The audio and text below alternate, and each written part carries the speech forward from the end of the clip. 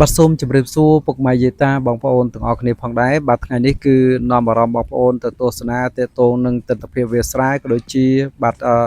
បាទនាំអារម្មណ៍បងប្អូនទៅទស្សនាទាក់ទងទៅនឹងការបេះបាទផ្លែបាទដង្កោទុំបងប្អូនណាបាទអញ្ចឹងគឺថានៅចុងខែកក្កដាបាទចុងខែ7ក៏ដូចជាដើមខែ8គឺបាទផ្លែតកៅទុំហ្នឹងគឺថាទុំហើយបាទផ្លែតកៅហ្នឹងគឺទុំហើយបងប្អូនណាបាទគឺ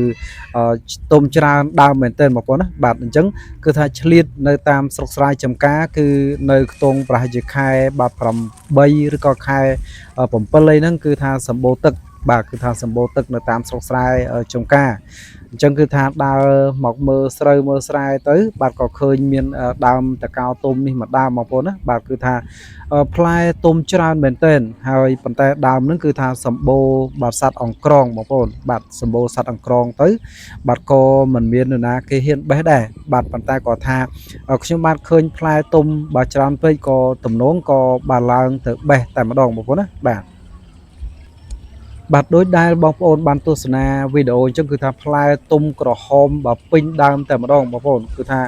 សម្រាប់បងប្អូនខ្លះភាគច្រើនគឺថាសេរីចាស់គឺគាត់តែងតែធ្លាប់ហូបហើយបាទផ្លែបាទដង្កោទុំនេះបាទមិនថាដង្កោទុំឬក៏ដង្កោបាទផ្សះទេបាទគឺថាអ្នកជំនាន់មុនគាត់ធ្លាប់ហូបហើយបាទប៉ុន្តែសម្រាប់ក្មេងៗជំនាន់ក្រោយគាត់មិនសូវបានហូបទេបាទដោយបងប្អូនបានជ្រាបហើយគឺថានេះបាទផ្លែប្រភេទផ្លែទុំនេះគឺថាងាយស្រួលតែម្ដងបងប្អូនណាបាទអញ្ចឹងបើសិនជាបាទមានផ្លែទុំបើយើងគ្រាន់តែច្របាច់បាទចេញគ្រាប់អញ្ចឹងមកបាទចេញគ្រាប់អញ្ចឹងគឺថាយើងហូបអាសាច់សដែលនៅខាងចប់គ្រាប់ហ្នឹងបងប្អូនណាបាទហូបសាច់សនៅចប់គ្រាប់ហ្នឹងបាទ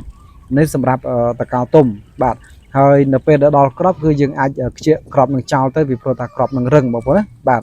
ហើយបើសិនជាតកៅផ្សះអាហ្នឹងយើងអាចហូបទាំងសាច់ទាំងអីបានច្រើនបាទយើងហូបបានច្រើនជាងតកៅទុំបងប្អូនណាបាទព្រោះថាតកៅផ្សះគេយកតកៅប្រភេទជាតកៅចាស់គេយកទៅផ្សះជាមួយនឹងផេះចឹងទៅបាទទុកមួយយប់ពីរយប់ទៅក៏អាចហូបបានបាទប៉ុន្តែដោយឡែកចំពោះតកៅទុំនេះវិញគឺ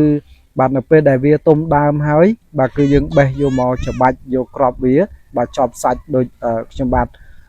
ធ្វើជូនអញ្ចឹងបងប្អូនណាបាទគឺចប់សាច់អញ្ចឹងយកមកហូបតែម្ដងបាទរសជាតិវាគឺថាផ្អែមចត់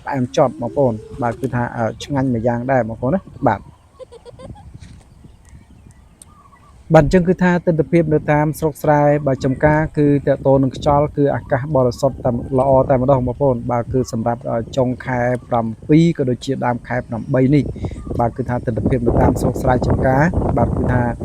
បន្ទាប់ពីប្រហែលថ្ងៃមុនមកគឺថាមេធ្លាក់ភ្លៀងបាទច្រើនបងប្អូនណាបាទធ្លាក់ភ្លៀងប្រហែលមេមកគឺថាតាមស្រែបាទស្រុកស្រែចំការរបស់បងប្អូនជាកសិករគឺមានទឹកបាទបបោគ្រាន់បើដែរបាទជាពិសេសដែលបងប្អូនដែលគាត់ធ្វើស្រែប្រភេទស្រូវបាទស្រូវបាទនាងខុនគឺត្រូវក្រាន់បាទត្រូវច្រើនបាទបើសិនជាគាត់ធ្វើជាប្រភេទបាទស្រូវប្រាំងស្រូវអីគឺថាមិនសូវជាត្រូវប្រមាណទេបាទអរគុណណាស់បាទជួបគ្នាជាបន្តទៀតបងប្អូនណាបាទ